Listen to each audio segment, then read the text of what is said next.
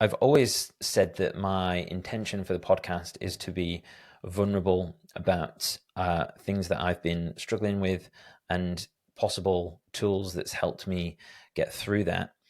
I think it's important for me to show the whole journey on this like self-improvement thing that I'm continually on, and which this podcast really is about. Obviously, there is me interviewing other people, but a lot of it is around self-reflection and betterment. So I heard it was Chris Williamson, the podcaster, recently talk about his podcast as like a body of work, and he said he wanted to be able to look back on it and be proud, have a body of work that he'd be proud of.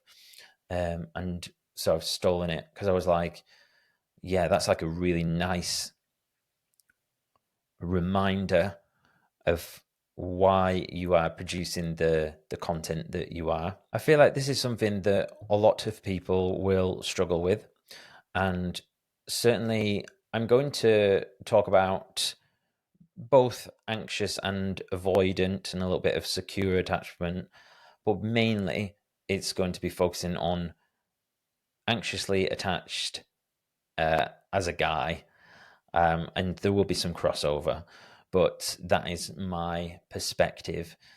I hope this is helpful. I think it will be. I've put quite a lot of prep into this and really put together all my thoughts, and I feel like there is some novel insights and ideas that you can hopefully apply and make you feel better about your own attachment style. We're going to talk about attachment theory. We'll go into a little bit of the history, what it actually is, the initial experiment, how it came about, why the anxiously attached can become avoidant, the addictive qualities of an anxious spiral, the importance of space and recognizing that you've deployed enough coping strategies, how to act without fear, perceived cost of behavior change, and a training analogy. You love a training analogy? Well, I do. I hope you do. You're in the wrong fucking place. Societal tensions around male expression and control. The similarities with rescue dogs, loving your attachment style, and tools for coping with an anxious attachment style. So regular listeners of the show will likely have an understanding of what attachment theory is. If not, you can also go back to after you've watched this, I'll put links into my conversations with Jessica De Silva. She's an attachment theory expert and is really, really knowledgeable on the space. We've had some really good chats. Also, I went on her podcast. It must have been like 18 months ago, maybe now. And that was really popular. So she did it it was a male's perspective of having an anxious attachment style. And she said like a lot of guys don't open up about it. So it was very unique. And some of you come along and followed me after that and stuff. So hello if you're watching. And so we're going to talk a lot about that side of things and men talking and stuff, and how navigating the tension between not being controlling and stuff. But let's get into the attachment theory, because I know I keep saying that we're going to do it. So originally, the experiment was called the Strange Situation, and it was conducted by Mary Ainsworth in the 1970s. So they took infants between the ages of 12 and 18 months. And what happened is the mother and the baby came into the room. The baby was able to play while the mother was present. Then they introduced a stranger in the room. The mother leaves the room. I think it was around 3 minutes, something like that. The mother returns. The stranger leaves. And then the mother leaves again, so the baby is completely alone. Stranger returns, and then mother returns again. And basically what they were doing is observing how the baby reacted to the mother leaving, and then how the baby reacted to her returning. And it said that this is the key moment. they basically find that secure attachment amounted to around 60 to 65% of the participants. And essentially, the baby's upset when the mum left, was comforted quickly on her return. The avoidant, which was about 20%, they didn't show much stress when mum left, ignored or avoided her on return. Just don't come close to me, the walls are up. And then you had about 10 to 15% is the anxious or ambivalent, who were very distressed when mum left, and then clingy when she returned, but also like a little bit angry. And then you also have like about 5 to 10% is the disorganized attachment, which there's no clear pattern, often fearful, and that's usually due to like really deep-seated trauma from physical or psychological abuse. So that's like a total other thing. So we're not going to really talk about that element today. It's mainly going to be on the anxious and a little bit of the avoidant. What they concluded from this experiment is that, and they've tested this out over time, is these attachment styles are set in infancy, and then what happens as we get older is, I think probably, this is my thoughts, is probably you can maybe go, if you are a little bit anxious when you're younger, maybe you can get slightly more secure. But what tends to happen is it gets worse if it's reinforced. So something might happen to you at school where you're cheated on or something, and then that is reinforced your belief around the world that you're going to be abandoned, etc., and that love is inconsistent. But essentially what they're saying here is that it's set so early in life and it's very hard to get away from it. So those people who would argue that, oh, it's just an excuse for people to be anxious or controlling stuff, you should look at this with compassion, based on this these scientific studies which have been tested over and over again. There's lots of other studies. I've been looking into it, and it seems pretty robust. So that's an overview on what attachment theory is. Genes obviously will play a role, because there's a conversation there on, is it not just genes? But they've shown that environment really is key. And essentially, does it really matter, like, if you are the way you are? But yeah, I will cite some links to those studies. I thought we would start as well, after get that little bit of a background of what attachment theory is on a personal example, how it's shown up for me in my life, and how it might have anxious attachment might show for a lot of people, which is, for guys or girls, I guess, it's jealousy. It's going, and there are some other like emotions in there, but typically it's jealousy is like the symptom, but underneath it is just, it's anxious attachment, it's anxiety, it's I'm going to be abandoned, I'm hyper alert as to any dangers that might happen. And for me, it's like,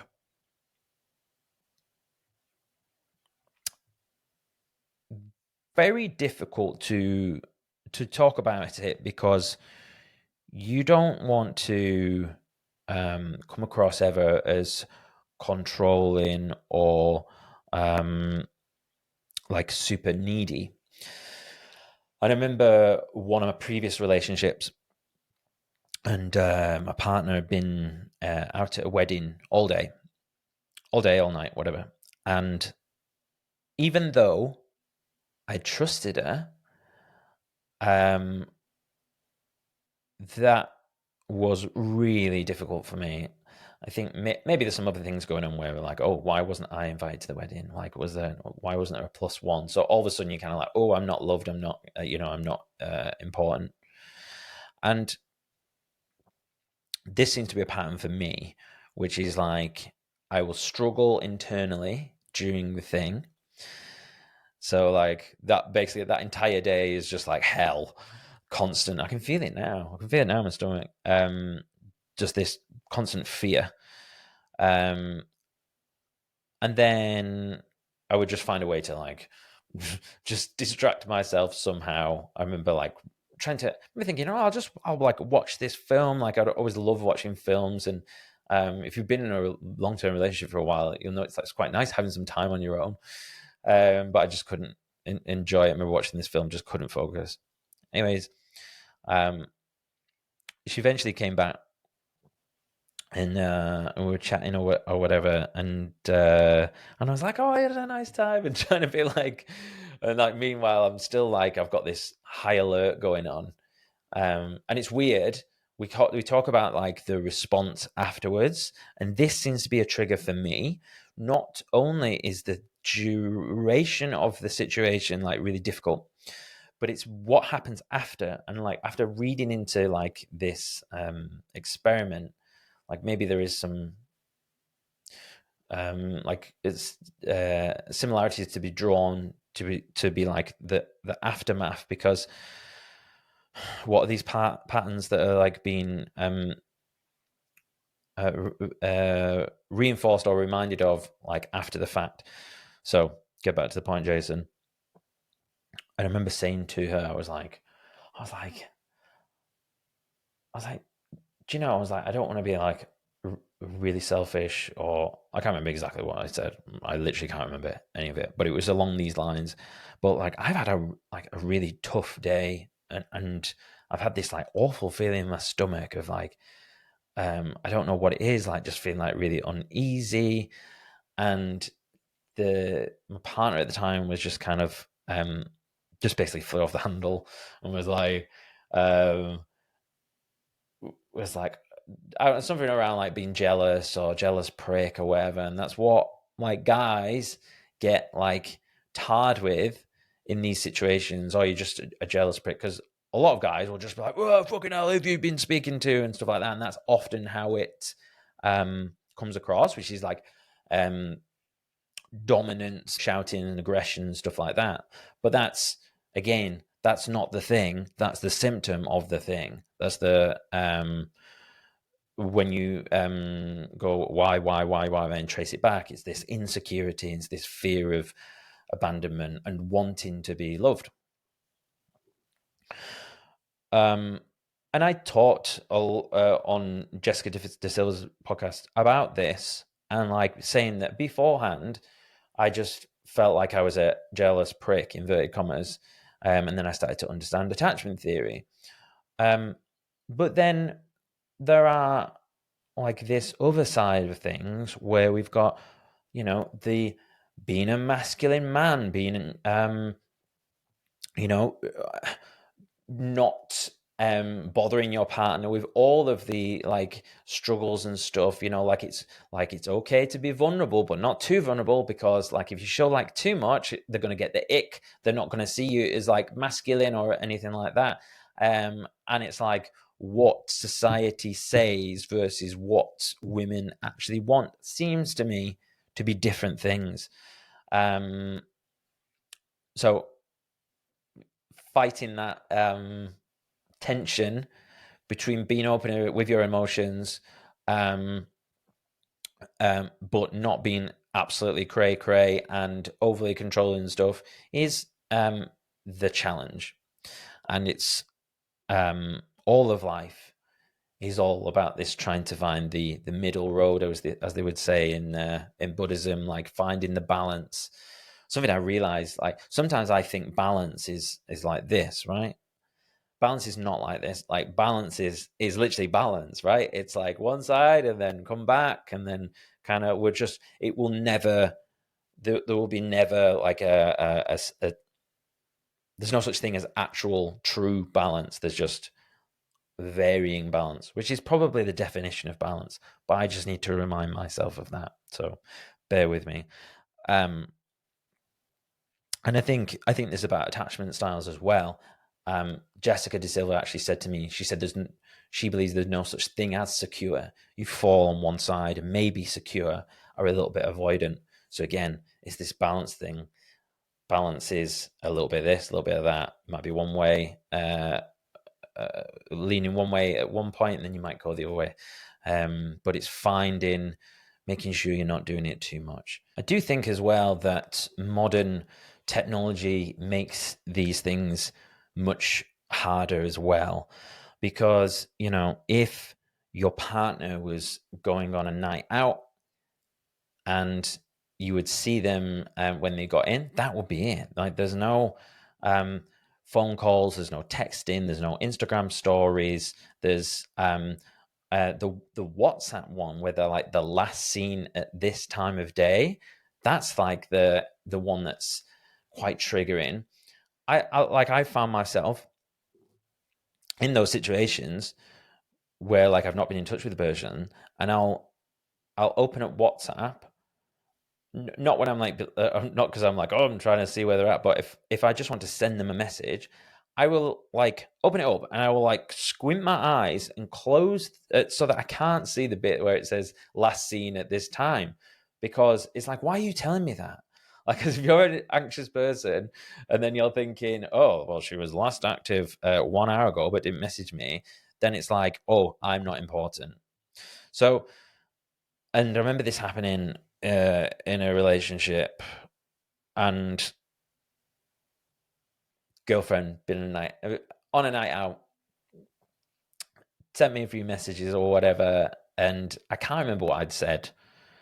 I was just chatting to her, and then it become like this thing within the relationship as well, of like a summary of like when things aren't actually as you think they might have been. Wait for it. Not that it's exciting, but just bear with me. So, my partner at the time texted me back saying, 1% bibs, BBZ, 1% bibs, which was basically, I've got no battery, it's about to go off, I'll speak to you in the morning. That's kind of what that means. And I was like, right, okay. And then I think I'd gone back on my phone like a few hours later or whatever, and it was like online. So you could see the person was online, although 2 hours ago they said no, they had no battery. And then this became a little bit of a thing within relationship. I don't really know what happened. I feel like it was basically just a thing to just stop me from messaging. But there's no blame attributed to that person. I'm just giving some examples of, and then of how these things are reinforced. Because then you go, oh, okay, so my sister, like my thoughts that I'm going to be abandoned, that is true because there wasn't a 1% battery. So what is the truth? And then you then end up like bringing these into other relationships and stuff.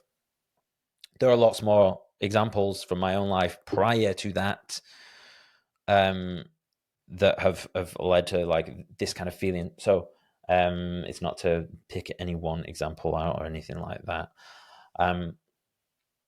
So I want to talk about how it feels in the moment, and I'm sure it's already been called this, but I'm calling it the anxious spiral. And in that moment, how it feels, and it can be strangely addictive when you're in that mode of like wondering, like, oh, is she going to message me back? Like, what's going on? Like, I haven't heard from her all day. Am I going to be abandoned? I'm just like, and then this kind of like this spiral. And what no one talks about is that is quite rushy and a bit of it's like a fever dream. And when you're in it, it can just feel like your focus of your vision kind of narrows, and it's like, I've spoken about this before. This Christopher Wallace's insight.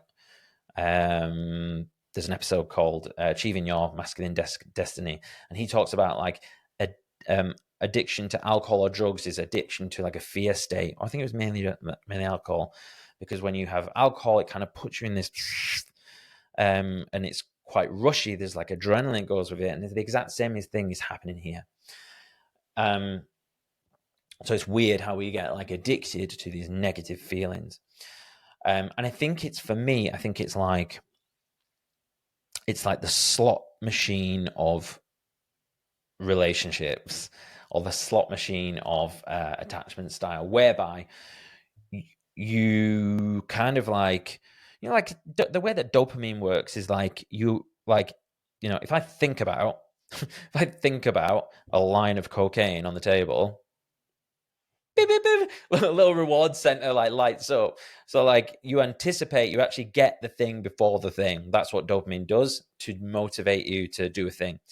But because it's like this weird predictive mechanism, whereby, let's say I'm in this like stress response, I put my phone away, like, she's not going to message back, she's just busy. And then I go, what if she's messaged back?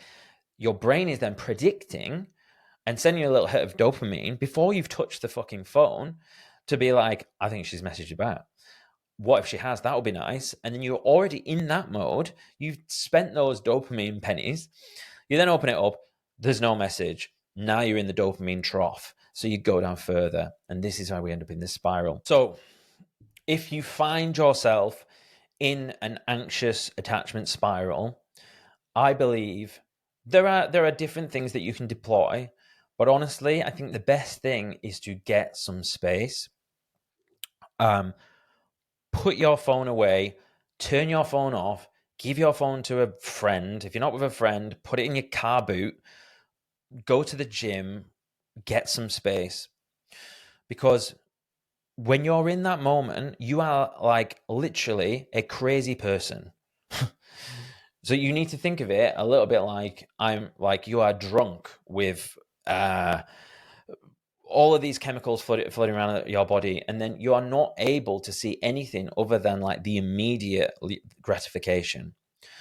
We talk about this narrow focus again. So what you need to do is be able to expand that feeling. It's a good thing. It's a good skill to be able to recognize what's going on with your peripheral vision. So if I sit here now, I'm kind of like, mine's like quite wide because I'm in like quite a good like open mood, but it's a little bit narrow because I've got all these lights on me and I'm on camera, and so I've got like a little bit of both going on. Like I'm okay. Right after I do like a bout of meditation, my peripheral vision will feel very wide. I'm in like this beautiful like receiving calm mode, which is the exact opposite to the fear state. So you need to get yourself in this expansive mode. So that could be through meditation, that could be talking to someone, that could be going to the gym, that could be going out for a run. You might need 4 hours away from the phone in that instance. Now, if this is happening at 11 o'clock at night, then you're just going to have to find a way to put that phone away, like calm yourself, maybe put a film on or something, or try and call someone if you can, or just go to bed. Like, because what you also need to recognize is you might think you might not be able to sleep, but you know what? Like, I know that feeling is fucking exhausting. It's really tiring. So you can end up like almost like, like a baby that cries themselves to sleep. That's fucking sad. But yeah, it's tiring. Go to bed. Just try and get some real distance from the situation, because if you're going to be constantly checking your phone and stuff, not good. No, not good. We will talk about some actual deployable strategies later in the conversation, but the thing that I'm wanting people to take home from this, including myself, is mainly like you can deploy so many strategies until it gets to a point where you go, are my needs simply not being met? So this is where we talk about balance. Understanding, like, if you're not putting any effort in and you're just like flying off the handle, oh, she's not messaged me back, he's not messaged me back, then you don't really have a decent standing to be able to be like, hey, my needs aren't being met. Whereas if you've, let's say you've been to therapy, you do journaling, you do meditation, you look after your body, all these things, you've tried to enact those some of these strategies, whether it's like how would secure Jason respond to this scenario? Okay, how would secure? Well, I suppose secure Jason might think, well, this person's having a great time, she loves me, da da da da. Okay. Or looking at it with, I realize I'm just going into these strategies now, or looking at it with compassion. Like, how can I be compassionate, taking myself out of the situation and go, actually, I want to love that person, so I want them to have a wonderful night and not have to worry about messaging me. So there's another one which I've used. But if you're like spending all of your evening not able to focus on what you're doing, whether you're watching the telly, playing on your Nintendo, or whatever it is, and you're constantly just in this like preoccupied, highly stressed state, and you're like deploying all these coping mechanisms, and it's still not working, then maybe you need to have a conversation with your partner and say, hey, like, I'm trying really hard. I realize this is mainly a me thing, but it would really help me if maybe you checked in with me like at one point in the night, or I'm just not feeling that loved at the moment. Like, I'm sorry that if that makes me needy. And in that situation, like, if they can't see that you're doing all of these things and just wanting to be the best partner possible, but unfortunately for you, you've been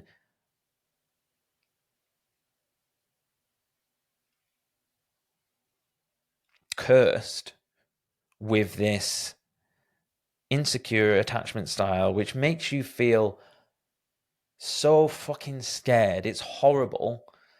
Like, honestly, if you've not experienced it before, it is really, really scary and does feel, yeah, it's horrific. So, like, if they can't understand that, then, and they can't understand that, like, the love that you've got to offer, then I'm sorry, but you're not compatible. Like, this is what I'm starting to realize is that compatibility probably comes down to your attachment styles and how they literally like fit in together. And the like, you might be a little bit avoidant versus like a little bit anxious or whatever, or they might be secure, whatever. Like, that like makeup of personality trait and attachment style like need to exist in this like wider thing. So yeah, want to talk a little bit about avoidant attachment, which is like, don't come near me, you can't hurt me, I'll just shut off.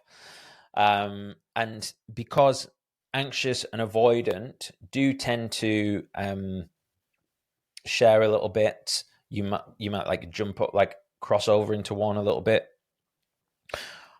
Like, I once said that I thought that I was anxious working towards that. I thought that I was secure, but basically my secure was just avoidant attachment in drag. And I think that is really true. I do actually think anxious and avoidance do tend to bounce back and forth quite a lot. So how can we act without fear and not become avoidant within relationships?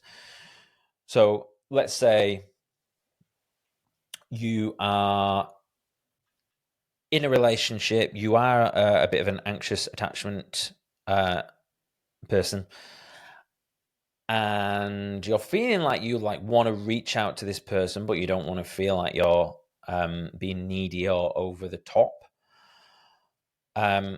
So you might like, this balance thing's difficult. So you might just put your phone away, put it in the boot of your car, like not getting go away for like 4 hours or whatever. That's like during the like more coping towards the spiral.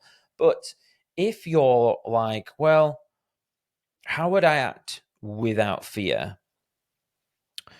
Do I want to like show this person love? Like, because you've got to be careful that, because of like this uneasy attachment style that we have, that we don't just not reach out to the person, or not tell the person that we love them, or not tell the person that we're thinking about them because we don't want to be rejected. And then you start going into this avoidant thing. So I think like a true, as a man, like a true masculine act is to be like, I'm acting without fear, and I don't care if this tips the scales of me looking like the more interested party or more needy party.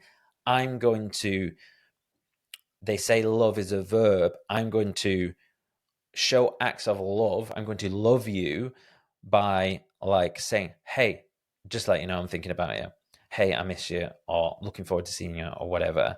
Even if that person like might not be like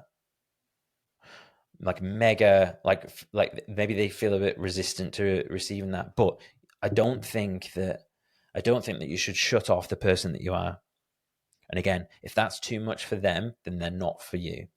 Like, you need to find someone who is able to receive the amount of love that you can give. Now, let's have some compassion towards, let's say in that example, the person who feels uncomfortable receiving that amount of love. Because I have definitely fallen in on that side of the fence as well. Maybe when I've been in a relationship where the balance is tipped the other way, and the other person is maybe shown a little bit more towards me. And I've often, it's like this classic thing, isn't it, where they go, oh well, she showed loads of interest in me, so it was too easy. Like, it wasn't as much of a roast. I like a bit of a challenge. Like, this is something we hear a lot. And I had this crazy insight earlier. I was sat doing my meditation. So I went out, by the way, so I don't, I'll do a meditation and I have my voice recorder going, so if anything comes into my head.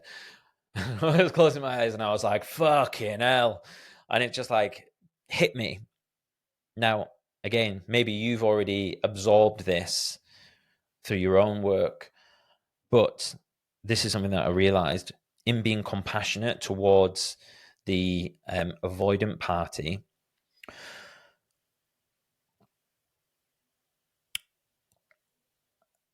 Why would, like, it seems that anxiously attached can become avoidant, like once a certain level of security is reached within the relationship. Like, why is that? And I think it's because it is just unfamiliar to us. And then, like, the question is, why would it be evolutionarily adaptive to be avoidant around unfamiliarity? And if we go back to the like the example in the experiment, if your primary caregiver is like inconsistent or maybe distant, then you if someone is then all of a sudden available to you and caring and loving and stuff, that doesn't feel like your primary caregiver. That feels like a fucking stranger. So you're just not familiar with it, and so evolutionarily you go, that's not my caregiver. Fuck off. Where's my caregiver? Like, where's the avoidant, fucking rushy version? Like, that's the one I want, because that's how it feels. That's how it feels, like heavy, right? So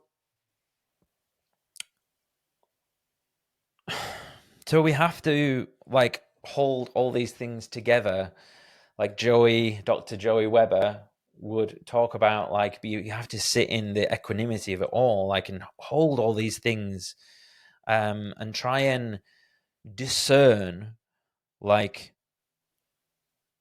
properly without like too much judgment. Like the difference between judgment and discernment, I theorized during our chat, was like judgment has like a bit of emotionality. Discernment is more intuition. Good luck trying to figure out the difference between them. So what are we saying here?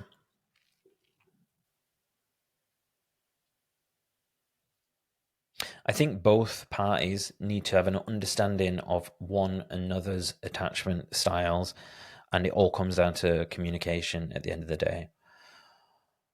I often thought that, like anxious attachment and avoidance, by the way, often go together, and you often see fireworks because the anxious are like being attracted to like the avoidant like partner, and then I'm not too sure about the avoidant with the anxious, because maybe the avoidant don't know,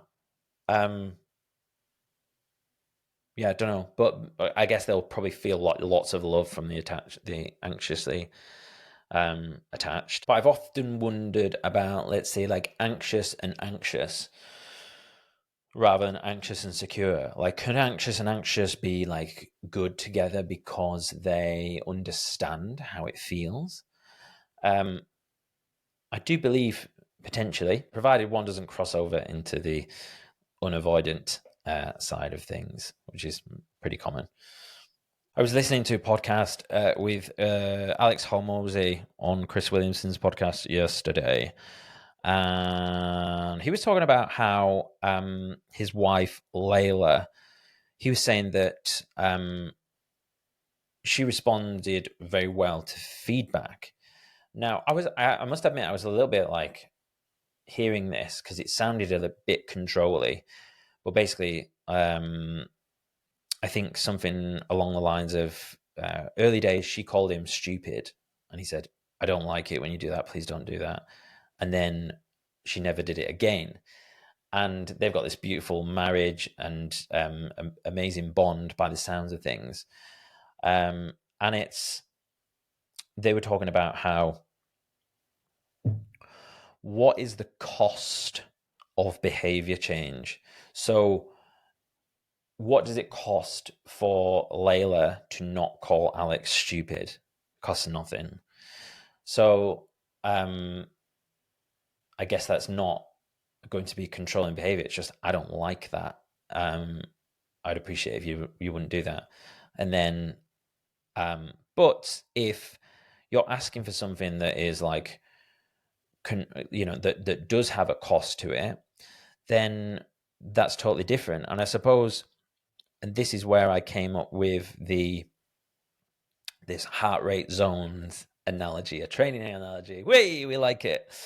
So heart rate zones analogy for reciprocal effort. So if you're not familiar, our heart rates beat different rates when we're in exercise, and then we talk a lot about zone 1, 2, 3, 4, and 5. And 5 is basically just like all out. Zone 1 is essentially like a fast walk. And then everything else is in between. High rocks, to give you an example, while running high rocks, I will sit at around high zone 3 to zone 4, something like that. So it's, just over an hour of effort. You're not going to be in zone 5 for that full time. Like, that's too much. You'll just blow up. But I just like sit below. So you're pushing it hard, but like not completely redlining. So that's heart rate zones. If you imagine you're doing a high rocks doubles and you have you and your partner, doesn't matter whether it's same sex, mixed doubles, whatever, but you're both doing this thing together. You're both running, you're both lifting stuff, you're both pushing stuff. And what you're trying to do in that situation is to make sure that, let's say, the fitter person that they're working as hard as you are, because if you're not as fit as the other person, your heart rate might spike way sooner on a certain exercise than the other person. And that's when they should take over and share some of that burden. Or if they're a faster runner, then they should start on the ski erg or the burpees first, because you're going to be absolutely fucked. So during a high rocks doubles, you are trying to balance this perceived effort and these heart rate zones so that one person isn't working too hard. So back to attachment styles. If you're in a situation whereby girl is out on a night out with friends, guy is at home bored, feeling anxious attachment. So straight away, when we look at like heart rate zones in that case, it's not a heart rate zone, but I'm talking about this as a good analogy for like effort and feeling like, oh, this is a bit minging, I don't know if I can stay in this for much longer. So if that person is on their night out, they're just in like zone 1, just like having a great time. Meanwhile, bloke at home, and this could be like other way around as well. Bloke at home is like, oh, maybe start to get into zone 2. Maybe I've just had my dinner. That the dopamine from like me having my dinner is like worn off. Now I'm starting to think, oh, she hasn't messaged me, so I'm starting to creep into like zone 3. And it's like, okay, so this is kind of difficult. It's like I couldn't do this. I could hold this for a little while, but I couldn't do this all fucking night because I would drive myself crazy. So what I'm going to do is I'm maybe going to deploy one of these strategies. Like, okay, let's think about a compassionate response. I want this person to have a good time. I love this person. Okay, might bring it down. Might bring it back down to zone 2. Might bring it back to zone 1. That might work. Maybe it flares up again. So then maybe you deploy another thing, which is how would secure Jason respond? Okay, well, how would secure Jason respond? Okay, we brought it back down. We brought the heart rate zone back down. Meanwhile, person who's on night out is still just there, like chilling. Probably not even in zone 1, having a great time. And then like a few hours go by, and then let's say guy at home's heart rate starts going up again, and it's just like, fucking hell, like all these strategies, they're starting to wear off. Like I've done this like a few times now, but I'm kind of like, I'm feeling anxious, I'm tired, like I'm really exhausted from feeling this way. I've got this feeling in my stomach, it's not nice. It would be really nice if that person would just check in with me, but I don't want to be controlling. So then I think if we look at that, and if we looked at a heart rate graph of that period, this other partner has had to work so much harder and had a really shit time while the other person has been chilling out. So that's not to like, it's not apportioning any blame, but if we're trying to like, you know me, like I like to try and quantify stuff to really like figure out and get like a wider picture. Well, that person, how much would it cost that person how much would it cost the person on the night out to message saying, just let you know I'm thinking of you, can't wait to see you later? Like, would that put them into zone 1, zone 2? I mean, I suppose a little bit of effort, like, you know, out with the girls or whatever. Hey, I just need to message my controlling boyfriend. Maybe a little bit, like, and then, but then the effect on like the guy who sat at home was like, oh, fucking hell, like that makes me feel amazing, like that makes me feel loved, like have a great night, can't wait to see you later. How nice is that? How nice does that feel? I'm like literally self-soothing myself now. This isn't necessarily an example, by the way, of anything that's happened to me. It's just I'm playing it out in my head. So what is the effort level? And then don't get me wrong, like that could like flip around again, and then the guy goes on a night out, and then it might go around the other way. So what do we do in those situations? Do we go, well, you're just going to suffer, let's both suffer when we're on nights out, so I won't text you, you won't text me, and we'll both have the same level of heart rate effort? Or both of us could just be like, why don't we text each other like halfway through the night, just as a nice little like thing. And really, like, it doesn't fucking really matter anyways. Like, if you think about it, let's say we're worried that someone's going to cheat on us. Like, does it really even mean anything? Like, you could be getting off with some guy in a toilet, or he could be getting off with a girl and just like messaging, "Hey, I love you."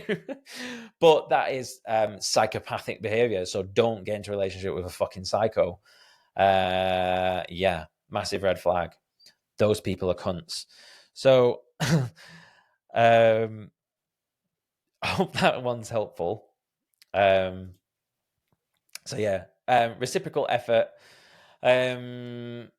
Yeah, and also just in general, just like looking at the balance of the relationship, not necessarily just in that night out, but does this one person go to therapy? Does this one person do journal? Does this other person who's saying, "Oh, it's all about you and your childhood trauma," do they how do they deal with their problems? Do they go to therapy? Do they do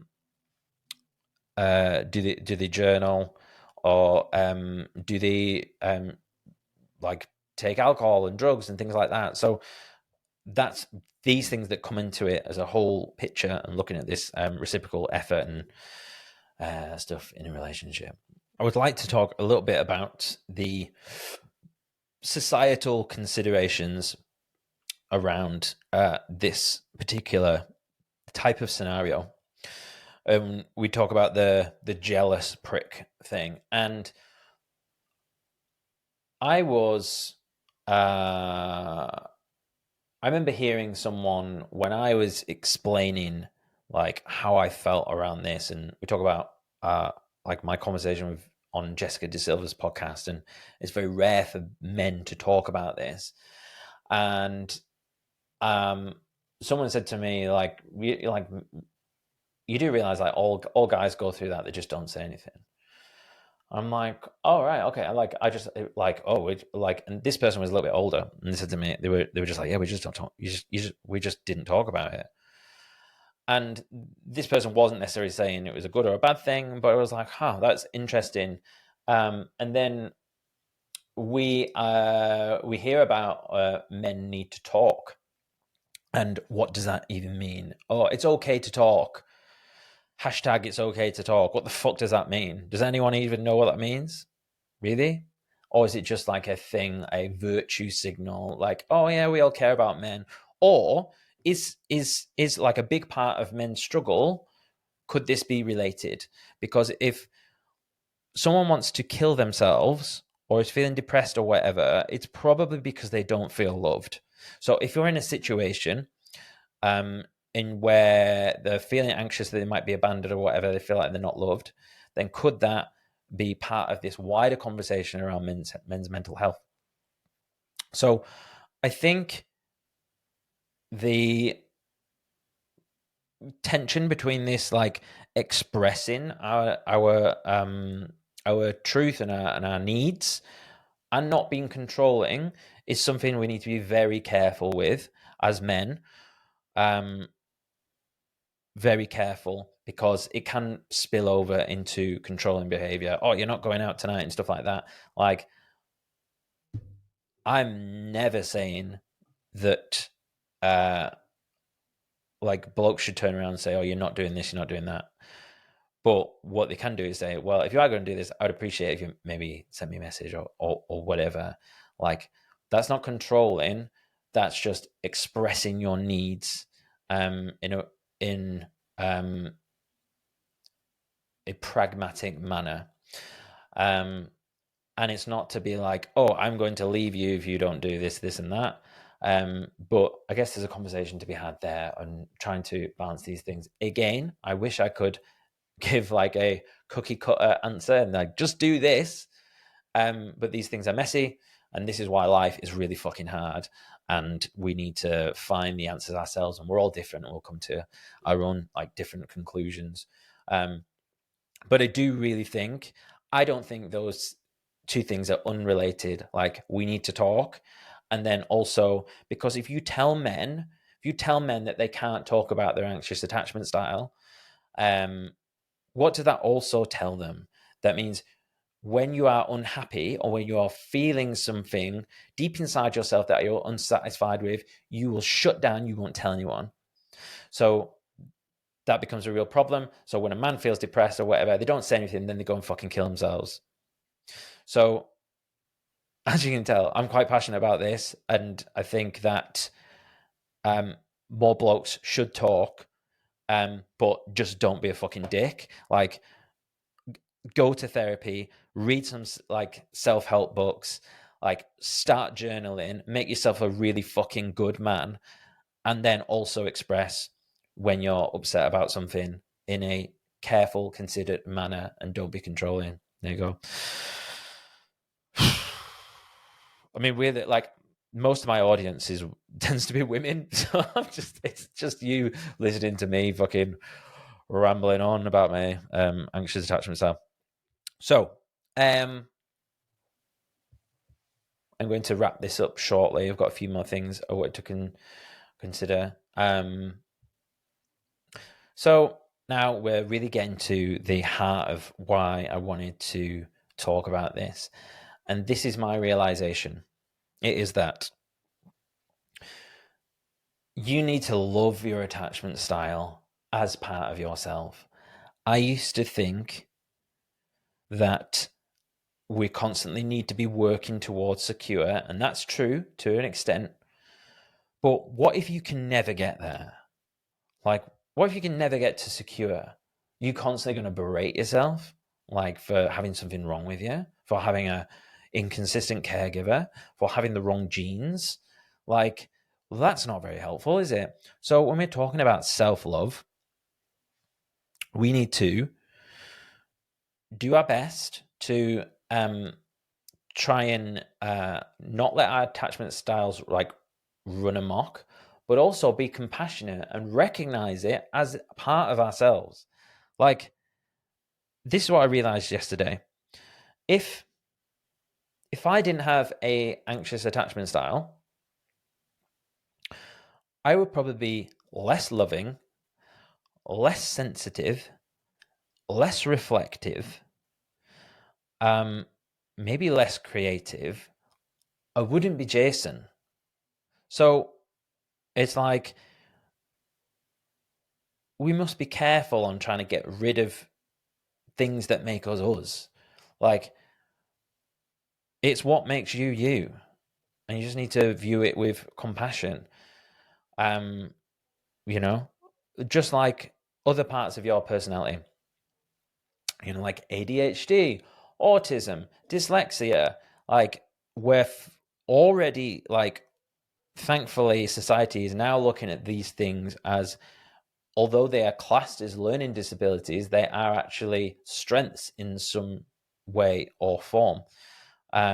It's beautiful in which our brains are like diverse, in which we and how we like decode our outer and inner experience, and that's like cool as fuck. Like, it's now quite cool to be neurodivergent. You know, how many people have you seen the bios that say they're fucking neurospicy?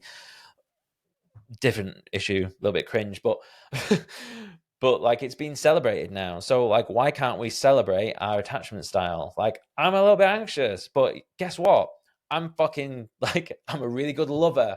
Like, I'm really attentive. I'm very sensitive to like what's going on in the room. Or if you're avoidant, let's say you're avoidant, like, but yeah, I'm like a really good boss. Like, I'm really good. I'm cutthroat. I can just do decision making. I'm a good business owner, whatever it may be. So we should celebrate these differences. In the short term, sometimes it's hard, but long term, we can see like these amazing like advantages that it gives us over other people. So we should celebrate that. And yeah, I mean, how many times people tell me that I'm an overthinker? You think too much. By the way, massively triggering for me. If anyone like, I get it quite a lot. Oh, do you think too much? And I'm like, fuck off. Fuck you. Like, stop telling me I think too much. I want to think. I want to think. It's who I am.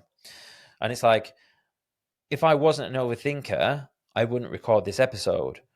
And my hope is that someone out there wherever they are in the world, if one person is going through the struggles of having an anxious attachment style, maybe they're spiraling, maybe their partner is right now on a night out and they just don't know what to do and they're having a horrible time. Maybe they find this episode and it makes them feel like they're seen for a little moment in time. That's awesome. Like, I would love that. And if that's you, if you've come across this, I would love to hear from you. And it's like, if I wasn't an overthinker, if I didn't have an anxious attachment style, I wouldn't make this content. So it feels like a real positive sum to me to be able to like talk about this stuff. And yeah, I definitely feel better about it, going through this and trying to offer a differing perspective on the current conversation. At least I feel like it's different. I've not heard people talk about it a lot. Like, remember, if you ever had a rescue dog? I had a rescue dog. And they were obviously like a little bit traumatized. And they can really maybe fly off the handle a little bit, and like maybe sometimes they bite someone or whatever. I'm not saying that people with anxious attachment styles bite people, but I'm talking more about like trauma in general. But how loving are they?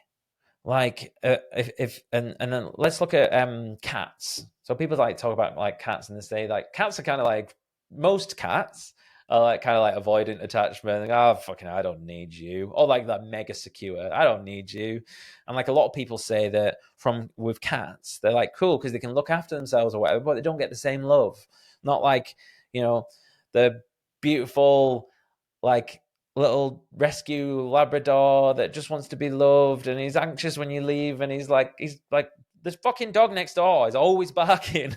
I could just hear him then. Woof, love me. But like, and he does my fucking head in. It's always like, but then when I call next door and get my parcels from them, like he's always like, hey, look at this fucking toy I've got, and he's like dead loving and lovely, and like, isn't that nice? So anxious attachments of the world, you're just the fucking rescue dogs, and I love you too.